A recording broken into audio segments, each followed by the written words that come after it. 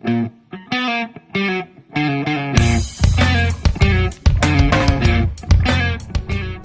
to 2023, you guys. The year just flew by. 2022 just flew by way too fast. And in doing so, I'm going to go over my list of my most anticipated movies for this year of 2023. Now, if you guys like the video, make sure to hit me one of these and comment down below your most anticipated films of this year. I'm going to be doing the top 10. Everybody does like a top 10 all the time. I don't feel like it's really necessary to do that this time. I just want to do a few mentions of what I'm really looking forward to, kind of discuss it a little bit, and then we're going to go ahead and wrap this up. So, one of my anticipated films of this year is obviously Megan. I mean, just seeing the memes that have happened with the dancing doll is just hilarious. And this looks like it's going to be like a cheesy slasher film. It doesn't really look that scary. It's just meant to be a bit more fun and stuff like that. We have the sassy doll that's, basically protecting this little girl, murdering all these like big people who kind of bother the AI or bother the girl. So it's going to be a very interesting movie for sure. Definitely an interesting release date, but I bet the movie was delayed and was probably supposed to come out at a different date. Like many movies were delayed and they went into this year of 2023. So we're going to see how this movie does. It comes out here in a couple of days, right? So yeah, let's see how Megan does. All I'm saying is that she's putting in more effort than Annabelle. Next up, we have John Wick 4. Now, John Wick was a surprising movie to me. I remember when people told me the premise of that movie for the first time. I remember watching it. At first I was like, like the whole plot's about them killing a dog and then he has to go after these gangsters and kill them. And then I wasn't feeling that. But then when I watched the movie for myself, nice. It made more sense because this dude basically lost his wife, which was basically his everything. She left him this dog. That's the last thing he had of her. And they took that away from him, so he's just like, screw it, I'm going to kill all y'all. And this led into the sequels. I watched the second one, which was also genuinely fun. And I caught some glimpses of the third movie, but I want to fully watch that one before diving into this next one. All I know is that Keanu Reeves is a blast as John Wick. He plays better in action movies than he does in a lot more heavy dialogue-driven movies. It's just more of his line delivery that's not as great. Maybe not. I'm going to need a gun. All in all, Keanu Reeves has really made this character of John Wick his own. I cannot wait to see what he does in this next chapter of this character. And is this going to be the final John Wick movie? I mean, the dude's missing a finger. What else is he going to be missing? Next up, we have Creed 3. This is directed by Michael B. Jordan. And it's the first Creed, or first Rocky movie, or movie in the Rocky franchise without Rocky in there. The first two Creeds, those had Sylvester Stallone, Rocky's character, in those movies, which you could still kind of classify them as Rocky movies, but this movie is going to genuinely be on its own. This is Michael B. Jordan's directorial debut, and it's with such a huge franchise as the Rocky franchise and dealing with a character like Adonis Creed on his own. So I'm excited to see what they do with this. It's funny how we have Killmonger versus Kang the Conqueror in this movie, basically. But I'm excited to see what they do. The story looks very intriguing. I'm excited to see the next chapter in Adonis' life, and if the whole thing is going to be Rocky's dead, so that's why he's not mentoring him anymore, or if Rocky quit and he doesn't want to deal with the boxing world anymore. And I do love that one line that he said to him in Creed 2, because this is the next chapter in Creed's character when he said, "Now it's your time." He meant that, and we're going to see what that means for Creed going forward. Next up, we have the Flash movie. There's a lot of controversy around this movie. First of all, with everything that James Gunn is doing in the DCEU, which I will discuss going later, I don't feel like discussing it right now, but really this movie can be seen as irrelevant, but ultimately I do think that this movie is going to be used to jumpstart the new DCEU that they want to do, or DCU. So there's a couple of theories I have with that. I'm not going to spoil a lot of stuff, but Michael Keaton's Batman is in there, and that's the biggest hype for me. I cannot wait to see Michael Keaton back as Batman. That's going to be so awesome to see him. And as for Miller, I do enjoy his portrayal of the Flash. He's more of a Wally West than he is a Barry Allen, but I still enjoy his overall interpretation. And I can't wait to see what they do with the character. However, with the whole controversy with him doing what he did, I really would still feel a little bit uncomfortable just watching him as a heroic figure on screen and stuff like that.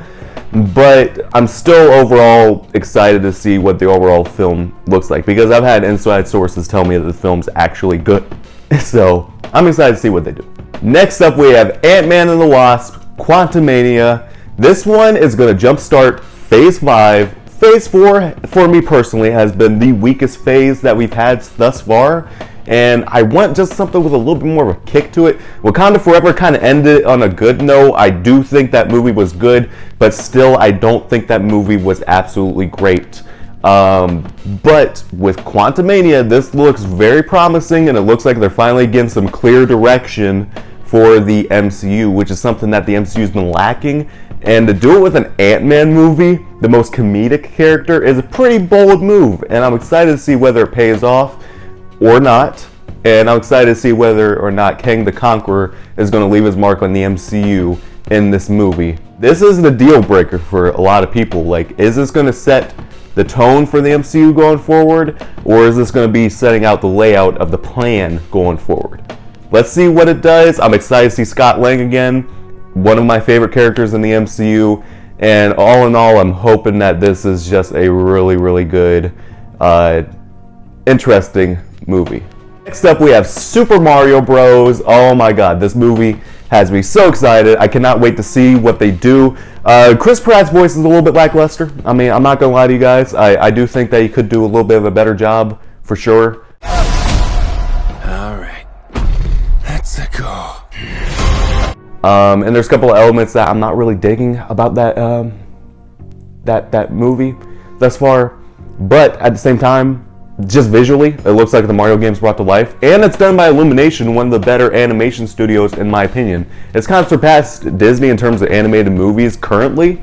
And I cannot wait to see what they do with this Mario movie. It's going to be so exciting to see an accurate depiction of Mario. My concern is that there's going to be too much going on in the movie. They have Donkey Kong, all these other characters. They have Mario Kart. I'm interested to see what these do and how these correlate into the overall plot, but I'm sure that they know what they're doing.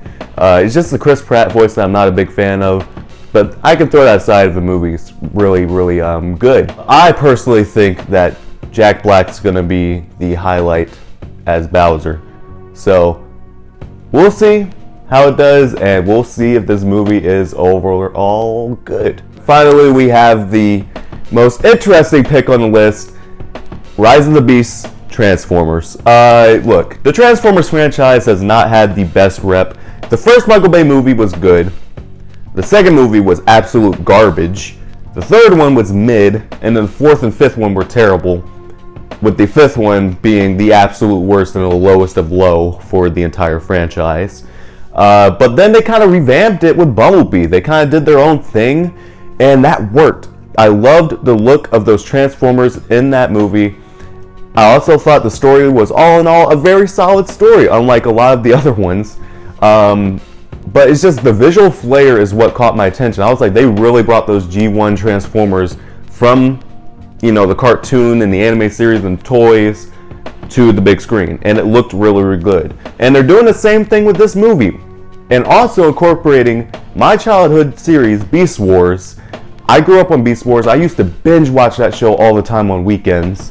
And that show was just so much fun. Looking at it now, you can kind of look at the CG and be like, yeah, it's a bit outdated and they look kind of rough.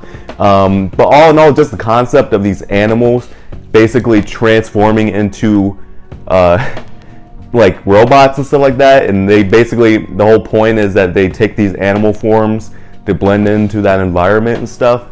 It was really, really cool. Now, translating that to the big screen, I didn't expect that aspect to be 100% accurate, because there's certain things you can't do with that and make it look as cool as, a robotic gorilla would look. Just having a big size gorilla would not work as well as having a robotic gorilla, So it's a really cool element, and there's a lot of time travel in the Beast Wars series, so I'm interested to see if they're doing that in this movie. It's going to be cool to see two Optimus Primes working together. I also love references like Cheetor running next to Bumblebee, because he's like the Bumblebee of the Beast Wars series as well. Just all in all, looks like a lot of fun. Visually stunning. You can actually tell the Transformers apart. They got the looks down. The only thing that is kind of griping me is the fact that I do not like the fact that they removed Optimus Prime's mask. Again, like, little face mask that he does. They removed it again. And Bumblebee was perfect because he had it on the entire time. I'm like, oh, that's from like the cartoon. I was never a fan of when his battle mask comes off and you see those weird lips. And it definitely doesn't match with this newer design. Never faced anything like this. Let them come. So we'll see how this movie does. Hopefully it's really good. And it looks very, very, very promising. But all in all, that's my list for right now. And that may very well change as the year goes along. But those are movies that really stood out to me for this year. So let me know what your guys' list is down below. I'm excited to see. My opinion isn't the right opinion. It's just my opinion. If you guys liked the video, make sure you guys like, share, and subscribe today to join the Azilization.